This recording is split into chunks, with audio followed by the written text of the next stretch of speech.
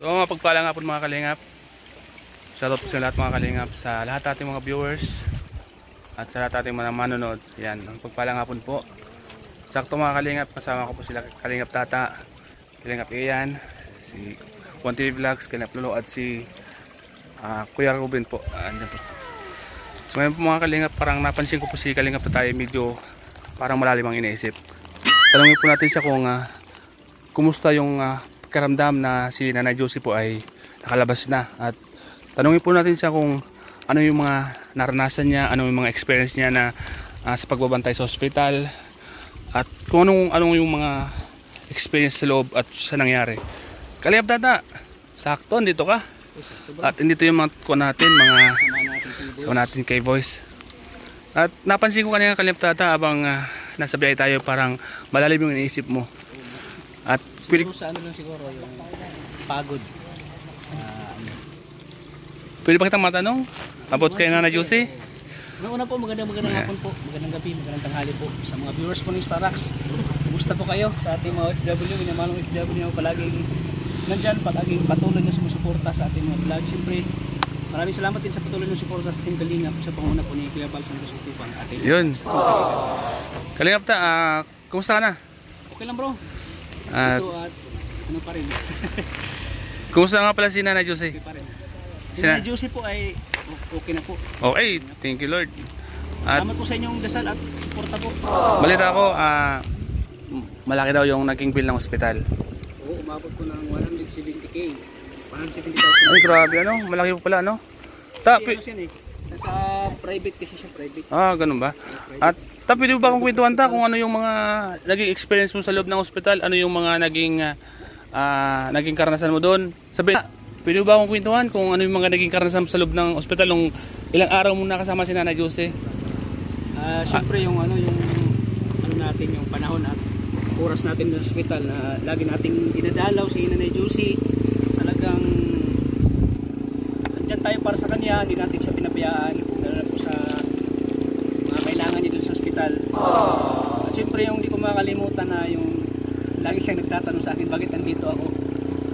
Sabi ko, andito ako para alagaan ka at i-monitor yung yung kalagayan mo.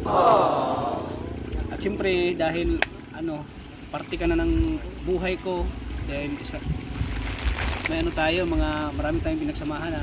O saka naging love team mo siya? At saka naging love team siya. Marami na kaming mga memorable moments po, kaya bilang isang katandim ko noon, ka-love team ko, ay andyan ako para sa kanya at hindi siya pinabayaan. Dahil po ay talagang yung nangyari sa kanya ay talagang kaawa po talaga. Dahil buti na bumisita kami doon sa kanila at pinabisita ni Kalingap Rab. Nagkataon po talaga na pagbisita namin doon ay mayroon na pala siyang pigsa dito sa batok niya. Sobrang laki bro. Kaya sobra akong kinabahan nang nakita ko yung pigsa niya. Talagang delikado na po. Kaya hindi po ko nagdalang isip na isugod sa ospital at ipagano po. Nasubaybay ko lahat ang vlog mo ta. At nakita ko yung sakripisyo mo kay Nanay Josie. Uy, grabe yung ko doon, sakripisyo mo. At los, nagsilban mo siya, doon ka natulog. At buong araw binabantay mo baga. Marami kang pasulubong na naging niadala sa kanya. Pasulubong, siyempre. So, yun, doon napaka-proud at inangaan kita doon. Ano naman yung masasabi mo sa lahat ng mga manonood natin na sa mga naging reaksyon nila dahil ikaw daw ay hindi mo pinabayaan si Nanay Josie? Ay, siyempre nakakataba po ng puso at may sa ating, may nag-appreciate sa ating mga ginagawang maganda po. At nalaman natin yung mga komento nila na magaganda, na yun nga, ito daw pinabayaan si Nanay Josie, na andyan ako para sa kanya, talagang nagsakripisyo daw ako para sa kanya. At tinggi-tinggi po talaga sa mga sa magandang mga suporta niyo po sa akin. At sa suporta niyo po talagang nakakataba ng puso po na may nagsasabi ng ganun po na komento. Nawawala yung lahat ng pagod ko bro. Nawawala lahat ng pagod. Yun nga bro. May itatanong sana ako sa iyo. Napaka-curious na itong tanong ko sa iyo. Bilang isang tata, siyempre ganun yung karamdaman ni Nanay Josie. Hindi ka ba natakot na di ba dinala mo siya sa ospital? So minsan siyempre malala yung sakit niya. siyempre expected natin malaki ang babayaran sa ospital. Di ka ba natakot na baka umabot ng 1 milyon yung babayaran mo? O ano yung magiging reaction mo? Ito ba'y kaya mong panagutan o kaya mong bayaran alang-alang sa pinagsamahan nyo? Sabi ko, ito ay ipapasa Diyos ko na muna yung lahat ng problema na dumarating kay Juicy. At siyempre, hindi ko iniisip yung gastos.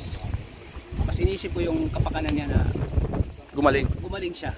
At may paggamot ko siya. Hindi ko iniisip kung magkano yung gastos. Alam ko naman na pag sa private hospital ay malaki, pero hindi ko iniisip yung bro. Ang iniisip ko na matulungan ko siya, bro. Dahil sobrang kong naawa po sa kanya. Tsaka buhay na yun. At buhay na po yung nakataya sa kanya. Kasi pag hindi natin na ipagamot yun, delikado yun kasi sabi niya ay naapektuhan na daw yung puso niya. Kasi pag hindi na babayaan yun, sigurado may kalalagyan po si Nanay Juicy.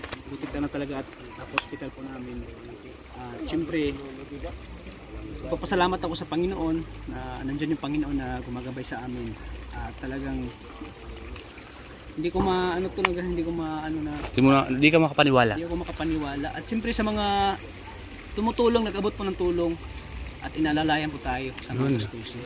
Maraming salamat po talaga sa inyong dasal at suporta po mga kalingap. So yun po, bago nangyari po yun, talagang hinanda ko na yung sarili ko na alam kong may gagabay sa akin, may tutulong sa akin. Unang-una ang Panginoon po talaga. Number 1 yun. Pray lang tayo. Lakas po talaga ng loob na kailangan ko may pagamot siya kasi andyan yung Panginoon na gagabay sa akin at tutulong. Viewers na sinusuportahan din tayo at tinutulungan din. Maraming nakapanood na ng vlog ko na talagang naawa ko sila, naantig ang kanilang puso.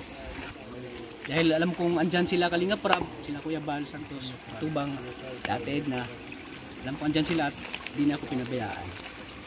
Tol Tata, bilang isang Kiarte Voice, ano yung pakiramdam na isang achievement mo na iraos mo si Nanay Juicy sa ganong sitwasyon? Ngayon okay na, nakalabas na. So ano pakiramdam? Kalingap Tata.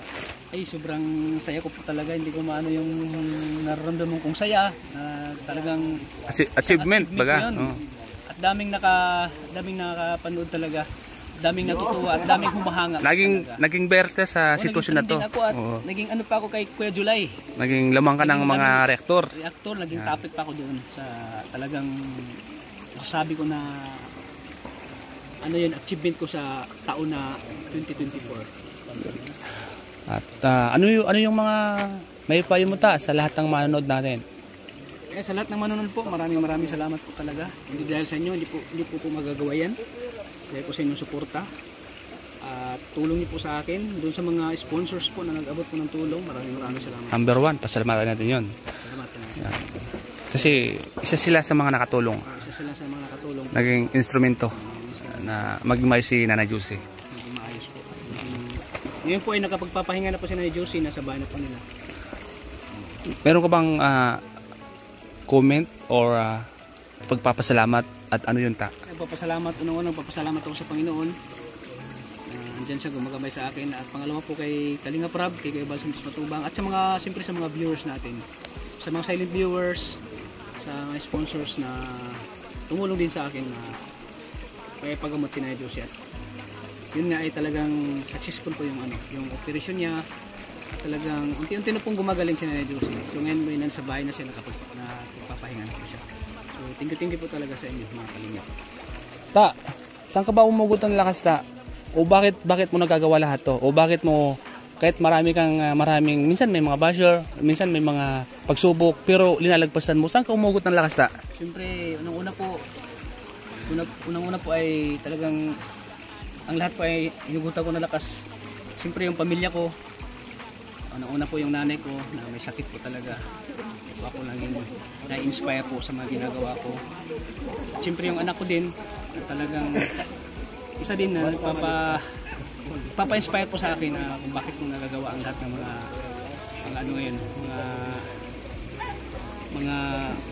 bagay. Ginagawa ko. Mga bagay na nangyayari ngayon sa iyo. Mga bagay na nangyari sa akin ngayon. Bakit na-inspire ko dahil sa pamilya ko, anak ko at sa mga. Sige, salamat anong mapapayo mo sa mga kabataan ngayon na bilang si Nanay Juicy, nanay yun, at yung mga anak niya. Ngayon naman ano yung maipapayo mo sa mga kabataan? Sa kanilang mga magulang? Siyempre yung may papayo ko sa mga kabataan ngayon na mahalin niyo po yung mga magulang niyo dahil po sa kanila. Hindi sa kanila hindi tayo maano dito sa mundo. Hindi tayo Mabubuhay. Hindi tayo mabuhay dito sa mundo. At kailangan suklian natin yung ang pagmamahal nila noon nung nasa sinapupunan pa tayo. Suklian din natin ngayon na kumbaga Pagmamahal. Suklian natin ang pagmamahal. Dahil hindi tayo maano dito sa mabuhay sa mundo kung hindi dahil sa Kanila. sa magulang natin. Balik ta rin man ang mundo, isa lang ang magulang natin. Yun. May bibigay ko sa'yo, Oy, tiki bro, ano yun bro? Kasi minsan Tama bro kasi gagawa ako ng social experiment. ayan, meron akong wig, oh. Dala. Kanina in-order ko to sa Shopee, sa Lazada. Ang in-order ko ay yung Rakli, pero ang dumating sa akin ay wig lang. Oo, pero ang halaga nito 1,300. Pero hindi ko na ibabalik, ibibigay ko na sa'yo.